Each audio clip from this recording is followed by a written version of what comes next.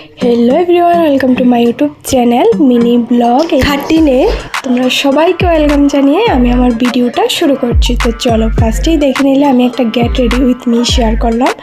তারপর এখন আমি কোথায় যাব, কিসের জন্য রেডি হয়েছি, প্রত্যেকটা ক্লিপ তোমাদের সাথে শেয়ার করবো। তো রেডি হয়ে সোজা চললাম। মা রেডি হয়ে গেল, বোন রেডি হয়ে গেল, আমার বোনের মেয়ে, ওকেও নাকি জুতো পরিয়ে দেওয়ার জন্য ও বলছে। আচ্ছা যাই হোক, সো চললাম। এবার দেখতে থাকো আমি কোথায় যাই। তো অবশেষে দেখতে পেলে আমি চলে আসলাম বাসন্তী পূজা। তোমরা কে কে বাসন্তী পূজাতে গিয়েছো অবশ্যই জানাবে কমেন্ট করে। এবার বাসন্তী পূজা থেকে ওকে আমার বোনের মেয়েকে মানে আমার বোনজিকে বলছি ফটো ওঠানোর জন্য। ও কিছুতেই যাচ্ছে না, জানি না ও কেন জানি ঠাকুর দেখলে ভয় পায়, বুঝতে পারছি না, সব সময় ছোটো থেকে।